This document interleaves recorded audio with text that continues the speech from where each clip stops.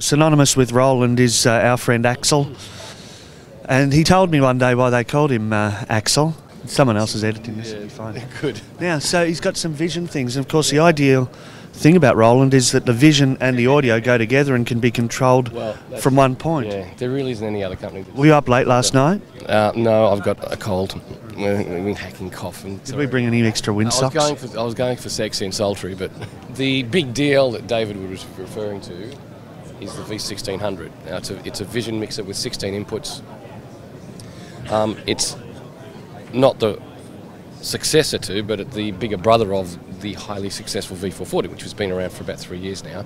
That's a 1080i, up to 1080i, upscales standard definition video to high definition, blends, computers and standard definition things like a DVD player or like a home handy cam. Brings it up to HD, but also allows you to combine HD sources as well. This goes, rather than up to 1080i, which is goes all the way up to 1080p. So you can now see, you probably won't get it from the camera, of course, but not really nice high definition 1080p images, and a built-in monitor for previewing. So I can go in there while the main program's still uninterrupted, it's still going on, but I can go in here and start doing things like setting up my picture-in-picture on the preview monitor on the actual machine. I can reposition it, so I can move the position around, resize it, all that sort of thing. And then when I'm ready to go, I just take the T-bar across, but that's all done on the machine itself without everyone having to.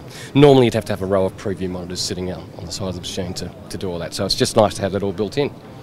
And it has a whole bunch of digital input sources, so we can go in HDMI, we can go in SDI, SDI, all those things that the professional cameras have, but now every laptop has HDMI out as well, so it's very, very common for someone to bring along their laptop to a production company and say, I want to play this, and I've got HDMI out, here it is.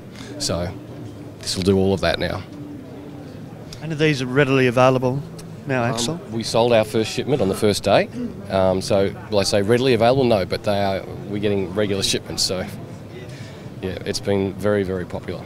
We can also it's interesting that Artie's doing that, having a look at the back of it, but what I actually did was take a still image of the rear of the unit, and I can go in there quite easily on this machine now and do things like resize or zoom in on different positions on the still image in real time. All very useful stuff in a live presentation. It's pretty slick. Yeah, it is. It's great because you've got a lot of dedicated buttons. It's just like the vMixers, you've got a button for the thing that you need to get to. There's no menu system really to go through. And is this a display of what input is on what? What goes exactly, yeah. So this is telling you that the first 8 inputs that are available are for SDI or HDSDI sources, or they can actually be for still image as well. You can assign them.